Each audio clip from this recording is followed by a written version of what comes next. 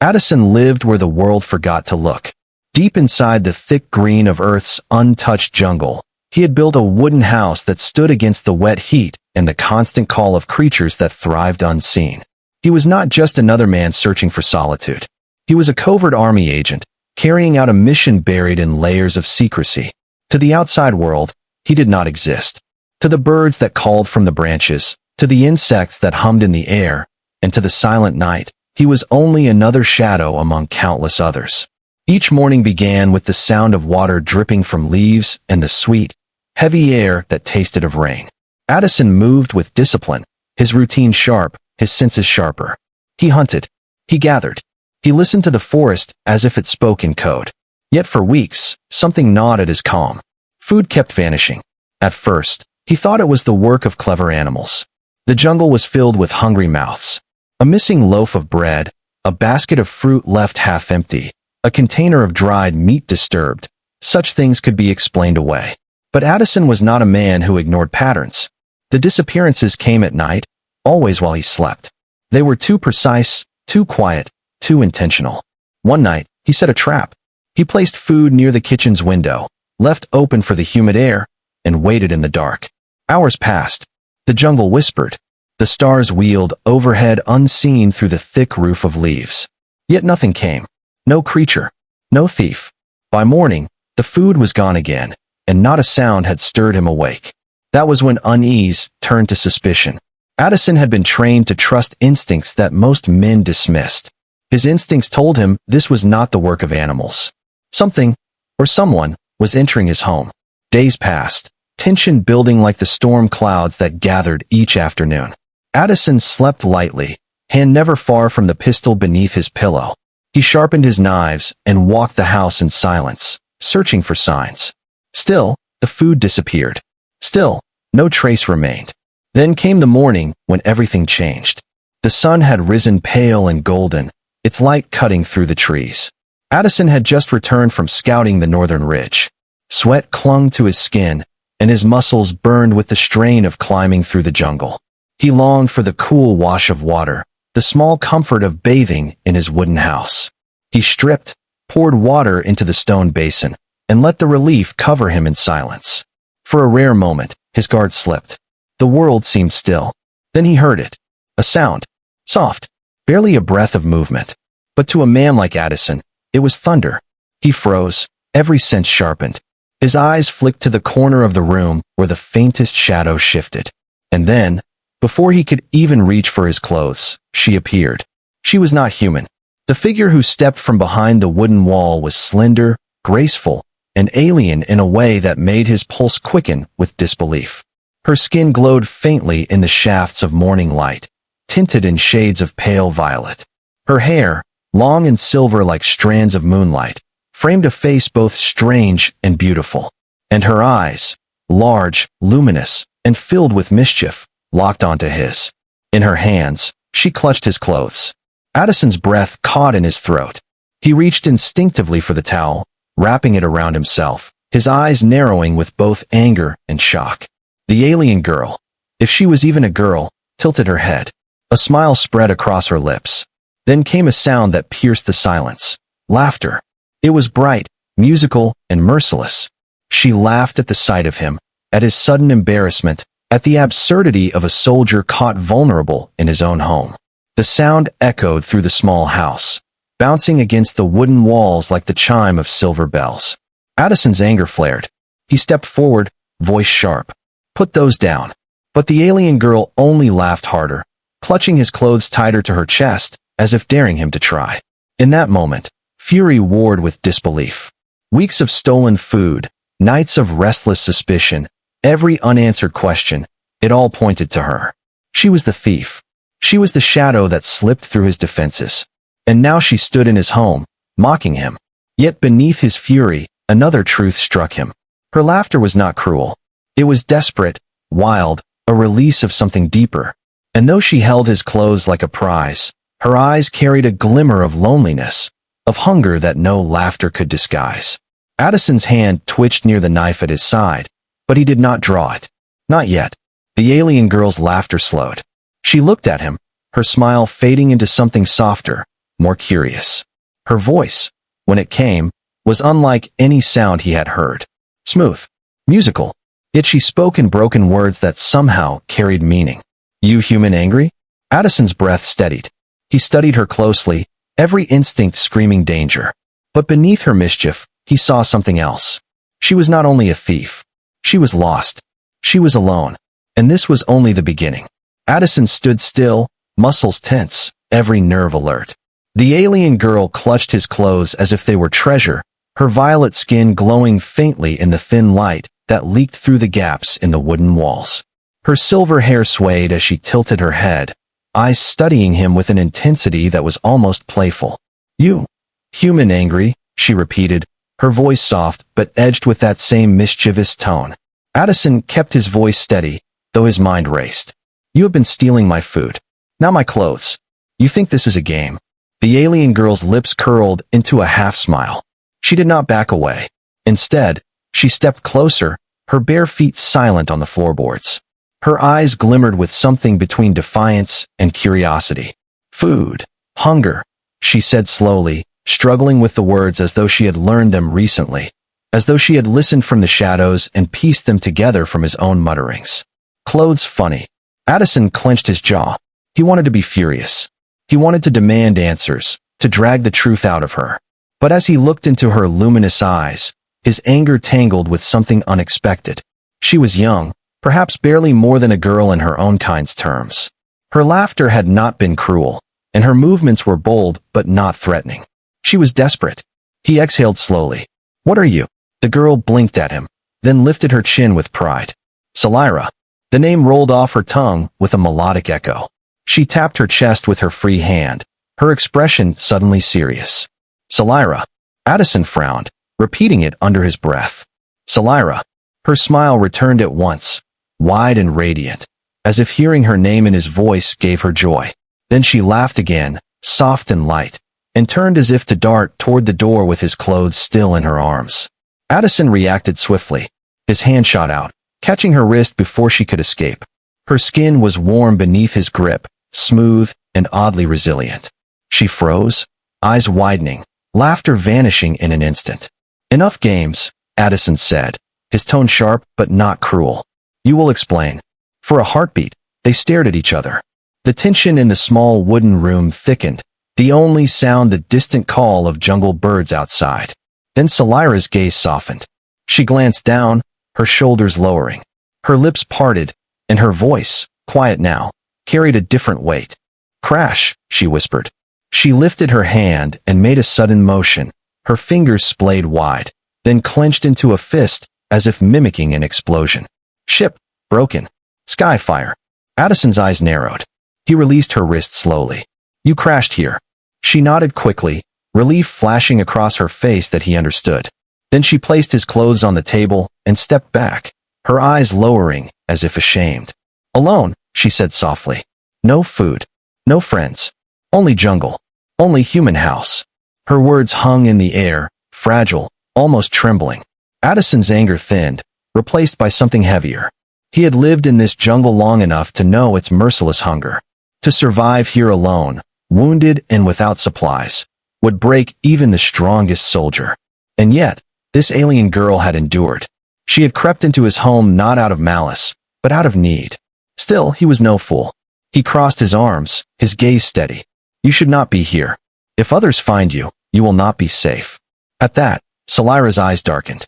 Fear flickered across her face before she masked it with a forced smile. She looked away, but Addison had seen it. Something haunted her, something more than hunger or loneliness. He stepped closer, lowering his voice. Who else knows you are here? Salira shook her head quickly. No one. Only you.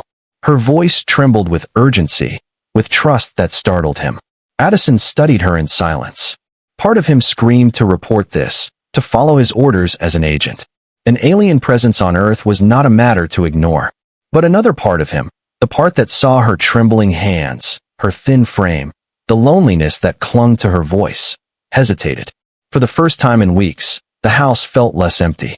Salira broke the silence with a sudden movement. She walked toward the window, peering out at the endless green.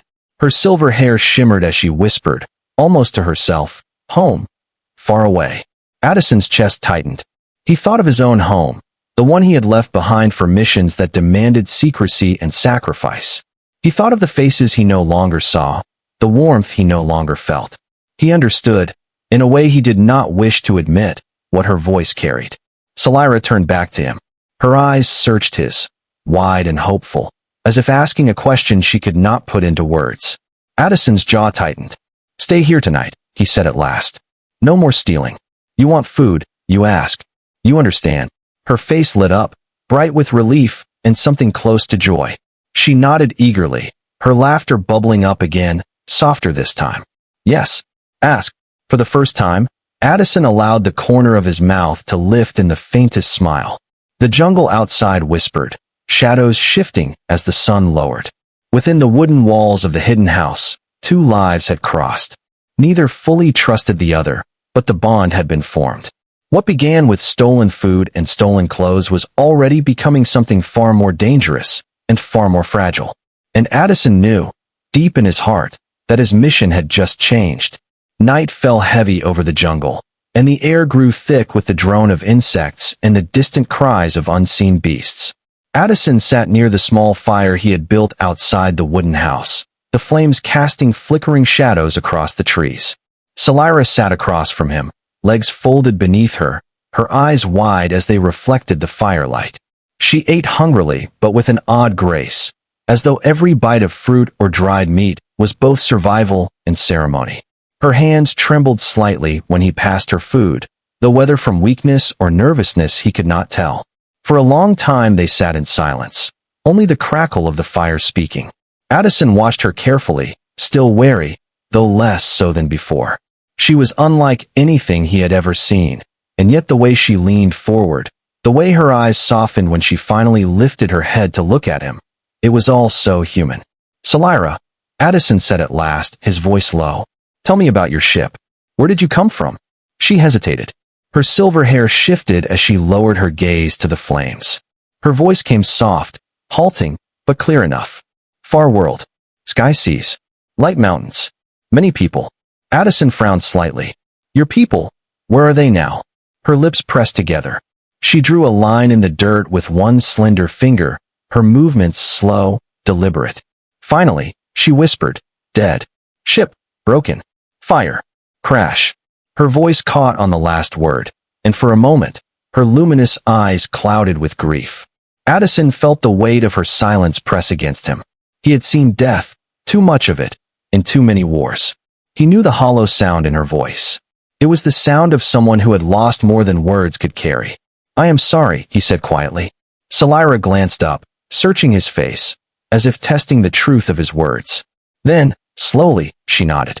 The fire crackled, sparks drifting up into the dark canopy. Addison leaned back, arms crossed. "How did you survive this long? The jungle is merciless. Even trained soldiers struggle here." Salira's lips curved into a faint smile. "Hide. Watch. Learn." She tapped her temple lightly with one finger. "Smart." Addison almost laughed, though he held it back. "You have been watching me." Her smile widened. "Yes. Human strong. Careful. Clever." Then her gaze softened, her voice dropping. "But lonely." The word struck deeper than Addison expected. He did not answer.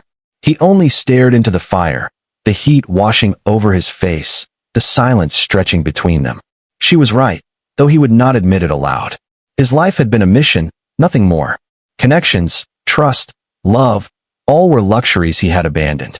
And yet here she was, this alien girl who had laughed at his anger, who had stolen from him, now sitting across the fire with eyes that seemed to see through the armor he had built.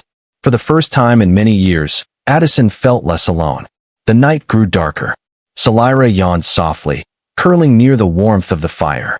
Her silver hair shimmered in the light, her breathing slow and steady. Addison remained awake, his senses alert as always, but his gaze often drifted toward her sleeping form. When dawn came, the jungle awoke in a chorus of calls and cries. Salira stirred, blinking sleep from her eyes as the first beams of light filtered through the trees. Addison was already awake, crouched near the edge of the clearing, scanning the horizon. He had seen something. A faint glimmer of metal through the branches. A movement too sharp, too precise to be a wild creature. He did not need to look twice. His training told him enough. Someone else was here. Addison's chest tightened. He returned to the fire quickly, his face calm, but his mind sharp with alarm. Salira watched him with curiosity, sensing the shift in his mood. "What is wrong?" she asked, her words careful, broken but clear. Addison knelt, his eyes locked on hers. "We are not alone. Others are searching." Her face paled. She sat upright at once, her hands clenching in the folds of her simple fabric. Fear rippled across her expression. "Soldiers." Addison nodded. "My people. If they find you, they will not help you. They will take you, study you, hurt you." His voice was firm, each word pressed with truth. Salira trembled. For the first time since he had met her, the mischief in her eyes was gone. She looked younger, more fragile, like a child caught in a storm. "What do we do?" she whispered. Addison stood, every part of him tense. The decision weighed heavy on him. His mission demanded that he report her. His loyalty to his command should have left no room for hesitation. Yet as he looked at Salira, saw the desperation in her glowing eyes, he knew he could not betray her. "We hide," he said at last. "And we prepare." Salira nodded quickly, trust flashing in her gaze. She stood beside him, her fear giving way to determination. For the first time, Addison felt they were not just strangers thrown together by chance. They were allies. The jungle shivered with unseen movements. Drones hovered silently through the canopy, their red eyes scanning. Soldiers moved with precision, closing in. Addison's secret mission was no longer his own. He had chosen his side, and the choice would change everything. The morning air felt heavier than usual, thick with more than humidity. Addison could sense the weight of eyes that did not belong to the jungle. He moved with purpose, gathering what little equipment he could carry: knives, a compass, a rifle, and rations. Salira watched his every motion, her hands clenched tightly together as though she feared being left behind. "Listen to me," Addison said, his tone sharp, clipped, like the commander he once was. "When I tell you to move, you move. When I tell you to stop, you stop. Understand?" Salira nodded quickly. Her voice was a whisper, yet steady. "Understand." Addison led her into the dense cover of trees, every step silent on the wet ground. He had spent months navigating this jungle, memorizing its streams, its ridges, its hidden paths. It was his territory. But now the hunters were not beasts. They were men armed with technology, soldiers trained to notice what ordinary eyes would miss. They moved north, keeping low. Overhead, a faint hum broke through the calls of birds. Addison glanced up and spotted it, a drone gliding between the branches, its red sensor glowing faintly. He pressed Salira down against the roots of a massive tree, his arm firm against her shoulder. She tensed, breathing quick, her eyes wide. Addison whispered, barely audible, "Do not move." The drone hovered, its red light sweeping across the jungle floor. For a long breath, Addison thought they had been seen. But then the machine drifted away, vanishing into the canopy. Salira released a shaky breath. Her voice trembled. "Your people, dangerous." Addison's jaw tightened. "Yes." They moved again, deeper into the jungle. Hours passed. The air grew hotter, thicker. Salira stumbled once, catching herself on a branch. Addison turned back instantly, steadying her with his hand. For a moment their eyes met, and though no words passed between them, something unspoken did. Gratitude. Trust. When the sun began to set, they reached a stream that wound like silver through the forest. Addison crouched, scanning both directions. He could see tracks in the mud, boots. Fresh. His comrades were close. "We cannot stay here," he muttered. Salira knelt beside him, dipping her hands into the cool water, drinking quickly. As she did, her gaze flickered toward the horizon, and her expression changed. Addison followed her eyes. At first he saw nothing. Then, through the tangle of vines, he caught the glint of metal. A squad of soldiers, moving silently, rifles ready. They were sweeping the jungle in formation, their faces hidden behind visors. Addison's pulse quickened. He had trained with these men. He knew their tactics, and he knew they would not stop until they found her. "Move," he hissed, pulling Salira with him. They slid down the stream bank, moving through the water to hide their tracks. Salira followed without hesitation, her silver hair plastered to her back, her luminous eyes sharp with determination. They waited until the stream split, then climbed back onto solid ground, concealed by hanging vines. Addison motioned for silence. The soldiers were close now, their boots crunching softly on wet leaves. He could hear the faint crackle of their comms, the low murmur of voices. Target may be near. Signs of movement here. Addison held his breath. Salira pressed against him, trembling. He placed a steadying hand on her arm. They stayed like that, pressed into the shadows, until the voices drifted away, swallowed by the jungle. When the danger had passed, Salira finally spoke, her voice raw. Why help me? They are your people. You are a soldier. Why risk? Addison looked at her, his face hard. Because I know what they will do, and you do not deserve it. Her lips parted slightly, as though the words struck deeper than she expected. She whispered, trust. He gave a single nod. The night closed around them as they moved again, the jungle alive with sound. Addison's mind turned over their situation. Running would not be enough. The military would not stop. They had technology, satellites, resources. Eventually, they would close the net. Salira needed more than hiding. She needed a way out. They stopped when they reached a ridge overlooking the deeper forest. Salira sank against a rock, her chest rising and falling with exhaustion. Addison crouched beside her. Your ship, he said. You said it crashed. Where is it? Her eyes widened. She hesitated, biting her lip. Then she whispered, west. Deep forest. Hidden under trees. Broken, but not dead. Hope stirred in Addison's chest. If her ship still had power, still had a chance, then escape was possible. But it would not be easy. Repairing alien technology under the nose of a military hunt was madness. Yet it was the only path that did not end with Salira in chains, or worse. Addison's voice was firm. Take me there. Salira nodded, determination flickering in her glowing eyes. Yes, together. The bond between them, once fragile, was hardening into something unshakable. Addison had chosen his side, and now there was no turning back. Far behind them, in the darkness of the jungle, soldiers tightened their circle. The hunt was far from over. The jungle grew darker as they pushed west, the canopy overhead thick enough to turn the sky into shadow. Hours stretched into days. Addison marked their path carefully, making sure no trail remained for the soldiers behind them. Salira moved with surprising endurance, though he could see the toll it took on her. Her steps slowed, her breath quickened, but she never asked to stop. She carried herself with determination, as if each stride brought her closer to more than survival. Finally, on the third day, they reached it. The jungle opened into a hollow where trees had been scorched black, their trunks split like broken spears. The air still smelled faintly of burned metal. There, half buried in earth and vines, lay Salira's ship. Addison froze at the sight. It was unlike any craft he had ever seen. Its shape was sleek yet organic, as though it had been grown as much as built. The hull shimmered faintly in colors that shifted with the light, hues no earth-made alloy could match. Deep cracks ran across its surface, and one side was torn open where it had ripped through the jungle floor. Salira stepped forward, her breath catching. Her hand reached out to touch the hull, her fingers trembling as if she were touching the body of a fallen friend. Her voice broke into a whisper. Home. Addison scanned the wreckage with a soldier's eye. You said not dead. How much life does it still have? Salira closed her eyes, pressing her palm against the hull. For a moment she was silent. Then the ship answered. A low hum pulsed beneath the ground, faint but steady, like the heartbeat of a sleeping giant. Salira opened her eyes, shining with sudden hope. Alive.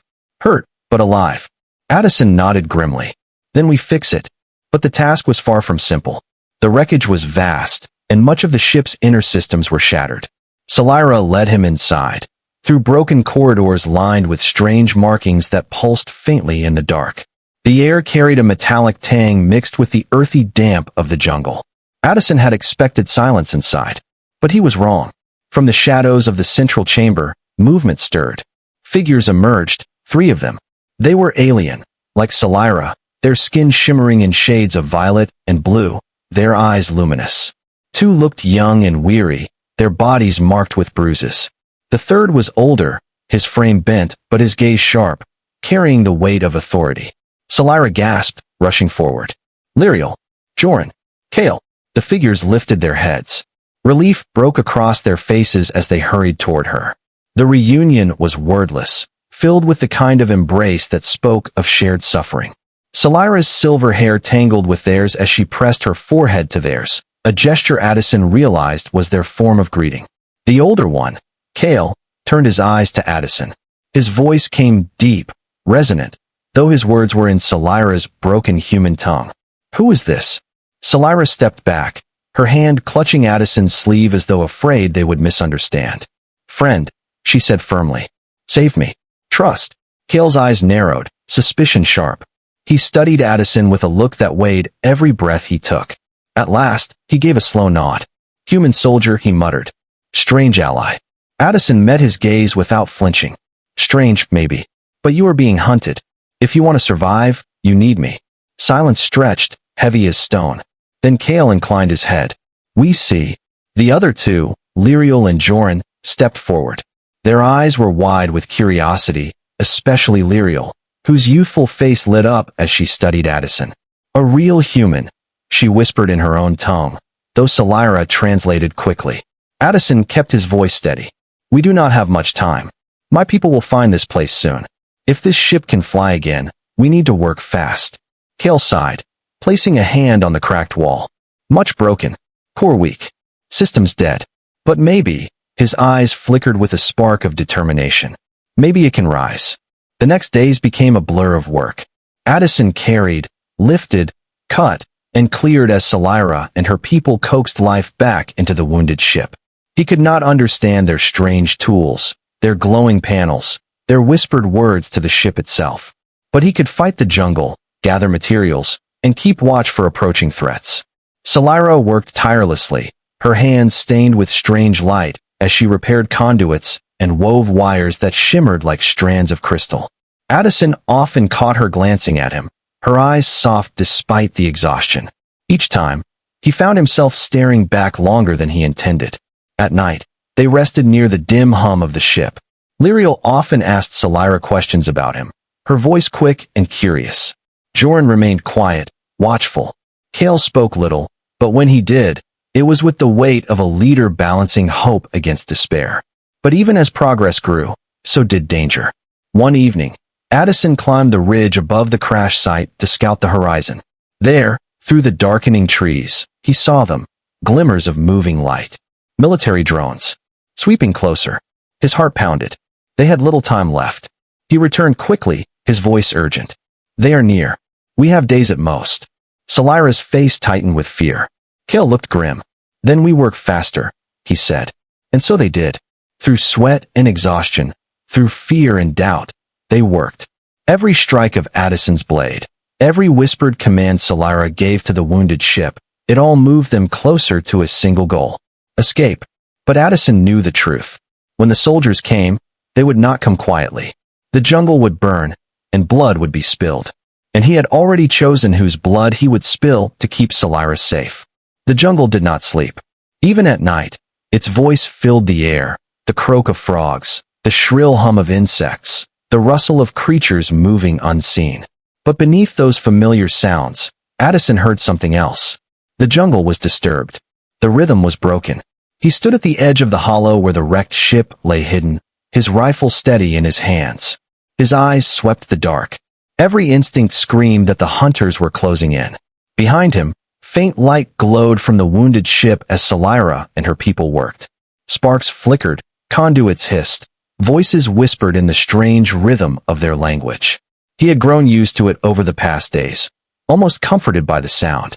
But tonight it only sharpened his unease. Salira approached, her face damp with sweat, her silver hair tangled from hours of labor. "Core alive," she said breathlessly. "Power growing. Maybe soon." Addison's gaze did not leave the trees. Not soon enough. The air shifted. A faint whine cut through the night, the unmistakable hum of drone engines. Addison's grip tightened. He turned to Salira, his voice hard. "They are here." Cale emerged from the ship, his expression grim. "How many?" Addison listened, his trained ear picking out movement in the dark.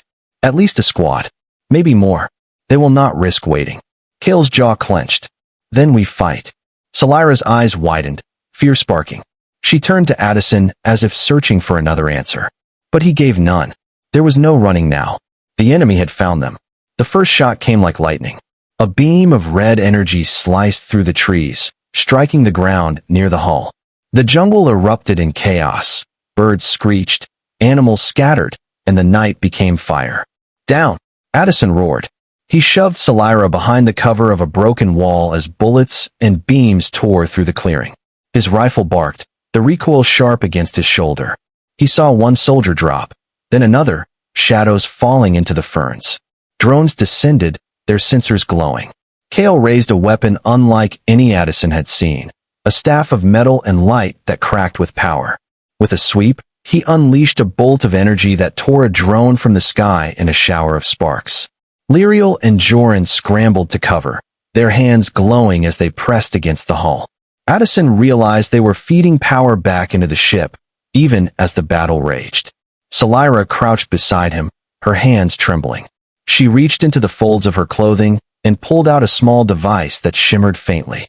With a flick of her wrist, it expanded into a curved blade of pure light. She looked at Addison, her luminous eyes fierce despite the fear. Together. Addison gave a sharp nod. Together. The soldiers advanced, their visors gleaming. Voices crackled over comms. Target confirmed. Secure the alien. Eliminate the human traitor. Addison fired again, his shots precise, cutting down one after another. But there were too many. Flashes lit the jungle, smoke filled the air, the ground trembled with the weight of boots. Salira darted forward, her blade a streak of light as she cut through a soldier's weapon. She moved with grace that seemed impossible, her form almost a dance. Yet she was no warrior. Each strike cost her strength, each movement more desperate than the last. Addison covered her, his rifle never still. But then a blast struck near his side, throwing him to the ground. His ears rang, his vision blurred. Through the haze, he saw Salira scream his name. A soldier loomed over him, rifle raised. Addison reached for his sidearm, but the weapon was too far. The barrel leveled at his chest. Then the soldier collapsed, a bolt of energy searing through his visor. Kale stood behind him, his staff glowing. The older alien's eyes burned with defiance. "Fight, human," he barked. Addison scrambled back to his feet, his body aching, his rifle raised once more. The battle raged on. Drones fell in showers of sparks, soldiers clashed in the smoke and fire. The jungle itself seemed to scream as branches shattered and earth tore apart. At last, Kale shouted above the chaos. "The ship is ready. Core alive. We must go now." Addison turned to Salira. She was pale, her blade flickering, her chest heaving with exhaustion. But her eyes met his, fierce with hope. He grasped her hand firmly. "Then we move." Together they fought their way back to the ship, weaving through fire and shadows. Lyriel and Joran beckoned them inside, their hands glowing as they guided power through the walls. The hum of the ship grew stronger, rising to a roar. Kale stood at the entrance, staff blazing, cutting down the last of the advancing soldiers. Then he stumbled, a beam searing across his side. He fell to one knee, blood dark against his violet skin. "Kale!" Salira cried, rushing to him. The old alien pushed her toward the ship, his voice fierce despite his pain. "Go? I will hold them." "No." Salira's voice cracked, tears brimming in her eyes. Addison grabbed her arm, pulling her toward the ramp. "He is buying us time. Do not waste it."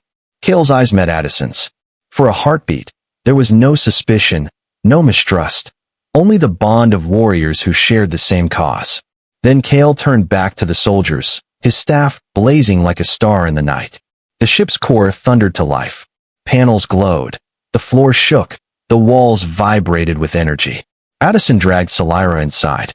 Lyriel and Joran sealed the entrance. The sound of battle outside grew faint as the ship's systems roared louder, filling the chamber with light. Salira collapsed against the wall, her hands pressed to the glass as tears ran down her face. "Kale," she whispered. Addison placed a hand on her shoulder, his own heart heavy. He made his choice. Now we honor it. The ship shuddered, engines sparking with power. For the first time, Addison felt the ground pull away. The jungle outside became a blur of green and fire. But the soldiers were not finished.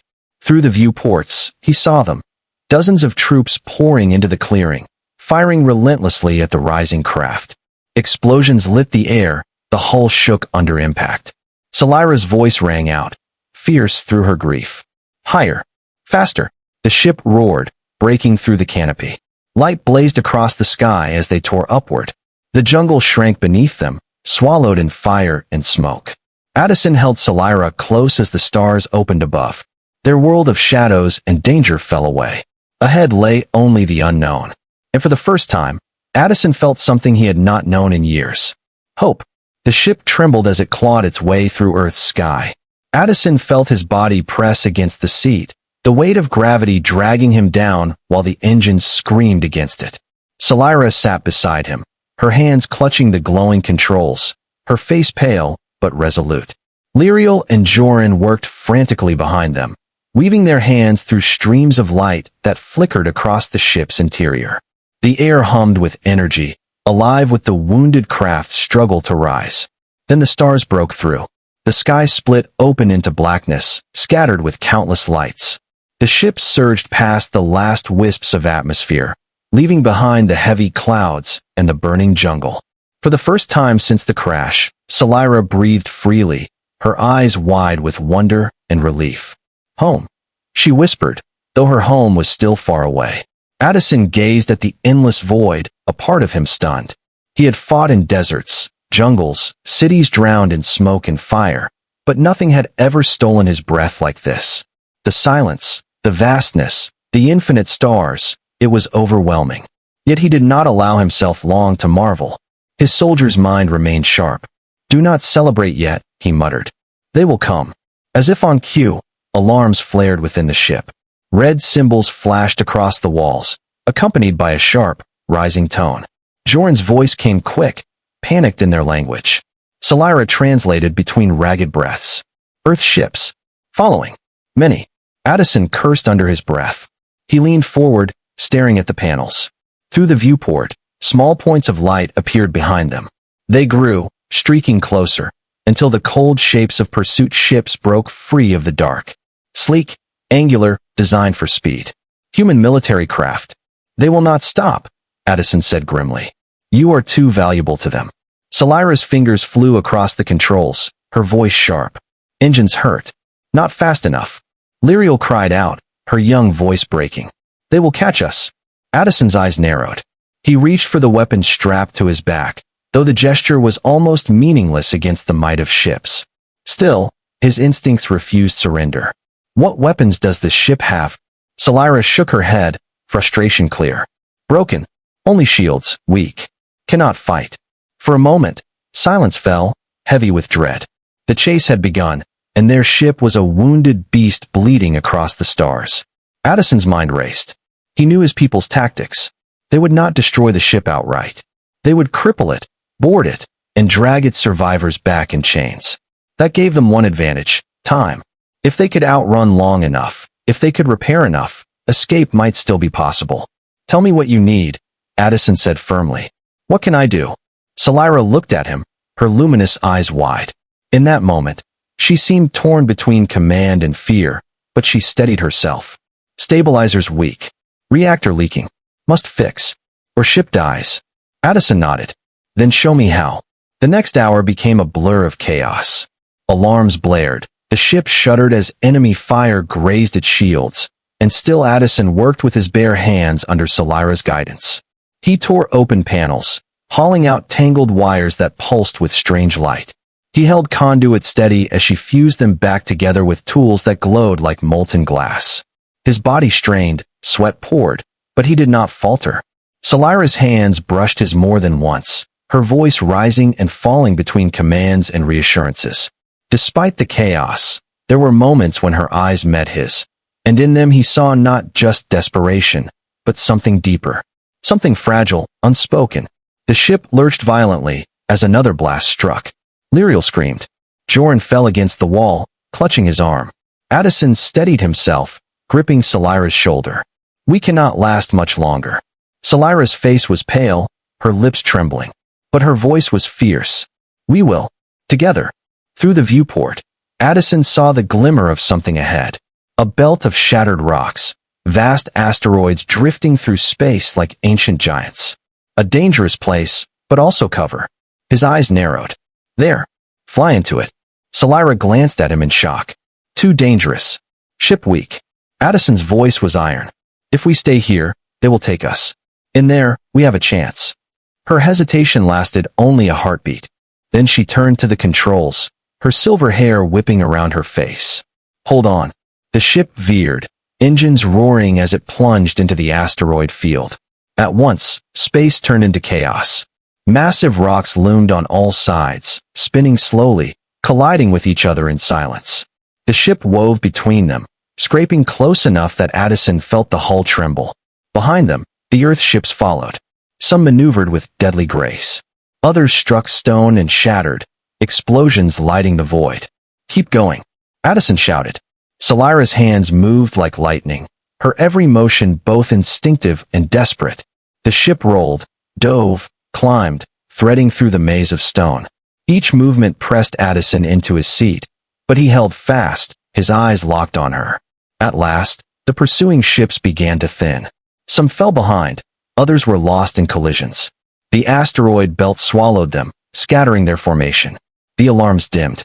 The hum of the engines steadied. For the first time, silence returned. Salira slumped forward, her body shaking with exhaustion. Addison reached over, catching her before she collapsed. Her head rested against his shoulder, her breath ragged. You did it, he whispered. Her eyes fluttered open, glowing faintly even in her weakness. Her lips curved into the faintest smile. We did. For a moment, time seemed to still. The stars shimmered beyond the viewport. The asteroids drifted slowly, and inside the wounded ship, two souls leaned on each other, bound not by orders or duty, but by choice. But Addison knew it was not over. Earth's forces would regroup. The ship was damaged, their journey only beginning. Yet as he held Salira close, he felt no fear. For the first time in his life, he was not fighting for a mission, or for orders, or for survival. He was fighting for her, and he would not stop. The asteroid belt faded behind them. What lay ahead was open space, vast and endless. The damaged ship limped forward, its hull groaning with every surge of energy. The crew was battered, weary, but alive. Addison sat near Salira, watching her closely. She had collapsed into brief sleep after the harrowing escape, her silver hair falling over her face. Even in exhaustion, there was strength in her. He brushed a strand of hair from her cheek, and for a moment he simply let himself feel it, the strange warmth of caring for someone he was never meant to meet. But the silence did not last. Cale appeared from the rear chamber, his face shadowed and grim. Reactor will not hold for long, he said, his deep voice carrying finality. We need port. We need home. Addison leaned forward. How far? Salira stirred at the words, her eyes blinking open. She lifted her head slowly, her voice still weak but determined. Not far. 3 jumps through fold currents. Then in my world. Her voice softened, almost breaking. You will see it, Addison. You will see Ari Vale. The name alone seemed to fill the air with light. Addison gave a sharp nod. Then we make it. Whatever it takes. The next hours were tense. Lyriel and Joran managed repairs as best they could, guided by Cale's calm authority. Addison helped where his strength was needed, hauling cracked panels, steadying the ship through turbulence. Salira directed the fold jumps, coaxing the wounded engines into tearing holes through space. Each jump stretched them thinner. The ship flickered, alarms screamed, and once, Addison thought the hull would tear apart around them. But somehow, through sheer force of will, they held together. And then, at last, it appeared. The void shifted into color. Before them spread a world unlike any Addison had ever imagined. Ari Vale. It glowed like a jewel in the darkness. Vast oceans shimmered in hues of emerald and sapphire, reflecting light from a twin sun. Forests stretched like blankets of silver and violet across the continents, glowing faintly even from orbit. Towering spires rose from the land, shimmering structures that seemed woven from light itself. Rivers sparkled like threads of crystal, winding through valleys that pulsed with energy. Addison's breath caught in his chest. Beautiful. Salira's eyes filled with tears as she gazed down at her home. Her voice trembled with both joy and sorrow. I never thought I would see it again. The ship broke atmosphere. Warm light bathed them as they descended. The twin suns glared across the sky, painting everything in gold and silver. Birds with shimmering wings wheeled in the air, their calls echoing like music. As they approached the surface, Addison saw them, Solira's people. Dozens, then hundreds, gathered on glowing platforms that floated above the land. They raised their hands, their bodies radiating light that pulsed in harmony, like a song carried on the wind. The ship landed with a heavy shudder. The hatch opened, and fresh air rushed in, filled with scents unlike anything from Earth, sweet, sharp, alive. Solira stepped forward first, her knees weak, her face lit with awe. Her people rushed to her, their cries ringing with relief. Kale followed, his authority restored by the sight of home. Lyriel and Joran wept openly, clutching the hands of those who greeted them. Addison stood apart at first, silent. He felt the weight of alien eyes on him. Curious, cautious, some fearful, some filled with gratitude. He was an intruder here, a human soldier from the world that had hunted them. Then Solira turned, her luminous gaze finding his. She reached out her hand, her voice clear and steady. He saved me.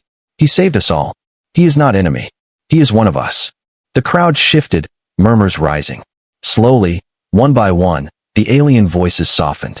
Their light dimmed in acceptance. Addison stepped forward, Solira's hand in his.